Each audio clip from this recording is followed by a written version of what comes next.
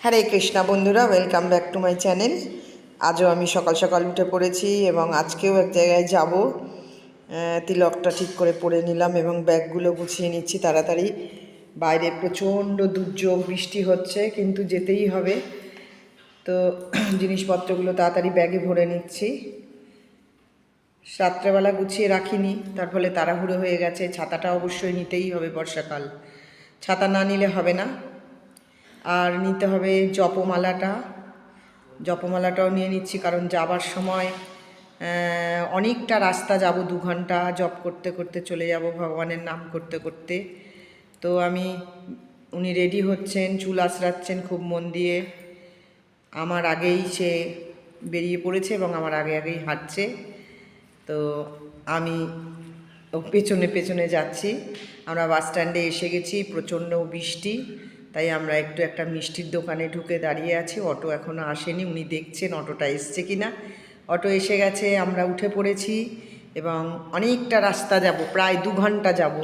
কোথায় যাব সেটা আপনারা দেখুন, আমি পুরোটা বাড়াচ্ছি না। এসে গেছি আজকে আমরা এসেছি সায়েন্স সিটির পরে যে বামনঘাটা, ওখানে আমাদের আজকে বামনদেবের আবির্ভাব তিথি উপলক্ষে বামনদেব এবং রাধা মাধবের অভিষেক হবে এবং বামনদেবের আবির্ভাব তিথি পালিত হবে। তো সেই উৎসবে আমরা এসেছি।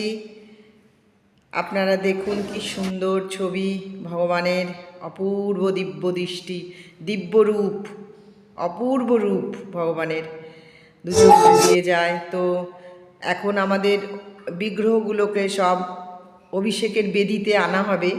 সেই জন্যে আমাদের ইস্কনের যিনি প্রভু আছেন, উনি ফুল দিয়ে রাস্তা তৈরি করে নিচ্ছেন। ওই রাস্তা দিয়েই, ওই পুষ্পর ওপর দিয়েই আনা হবে ভগবানকে। তো প্রভু প্রার্থনা করে নিচ্ছেন ভগবানকে আনার আগে এবং প্রণামও উনি করে নিলেন। এবার বিগ্রহগুলোকে একে একে আনা হবে। বাড়ির লোকজন তাদের আচমন করিয়ে নিচ্ছেন। প্রভু সকলে বাড়ির লোক আচমন করে নিচ্ছে এবং তাদেরই বিগ্রহ, তারা রোজ সেবা দেবেন। তো এবার তারা আনছে। প্রথমে আসছেন বামনদেব, মাতাজিরা চামর ঢুলাচ্ছে, ময়ূর পাখা দিয়ে হাওয়া দিচ্ছে।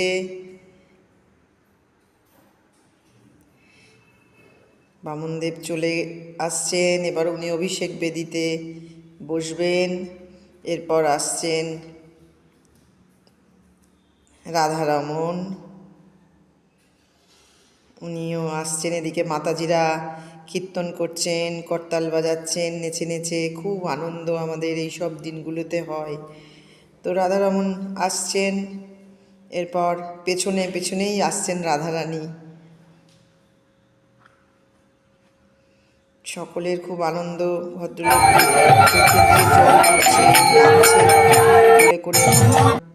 চোখ দিয়ে জল পড়ছে।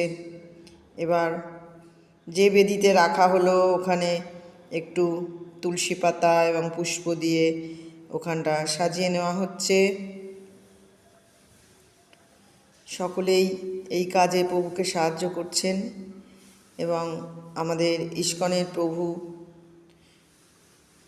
ভগবানের সেবার কাজগুলো ক্রমাগত করে চলেছেন।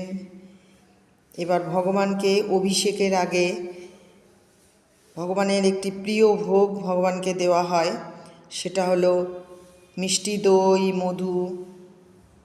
এই মিষ্টি দই আর মধু ভগবানকে ভোগ নিবেদন করা হলো অভিষেকের আগে। ভোগ নিবেদনের পরে আমরা সকলে বসলাম ওখানে এবং প্রভু আজকের যে বামনদেবের আবির্ভাব তিথি, সেটা উনি আমাদের কাছে প্রবচন দিচ্ছিলেন এবং কিভাবে বামনদেবের আবির্ভাব হলো। এরপরে শুরু হলো হরে কৃষ্ণ মহামন্ত্র, তালে তালে নৃত্য।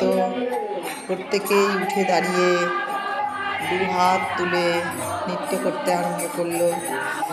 তো আমি ভিডিও করছিলাম, সেজন্য আমি সকলেরটা দেখাচ্ছি। এই মাঝখানে আমিও একটু শুরু করে দিলাম, পারলাম না। কারণ এত সুন্দর কীর্তন যে মনে হচ্ছিল শুধুই নৃত্য করি। তা আমিও শুরু করে দিলাম একটু নৃত্য করা।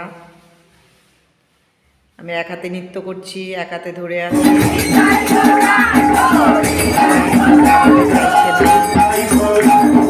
সকলেই নৃত্য করে চলেছে।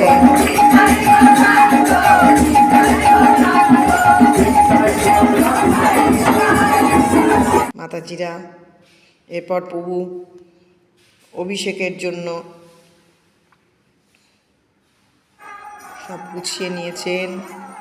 অভিষেকের তালে তালে চলছে নৃত্য এবং কীর্তনও হচ্ছে। কত বয়স্ক মাতাজি দেখুন, কিন্তু কোনো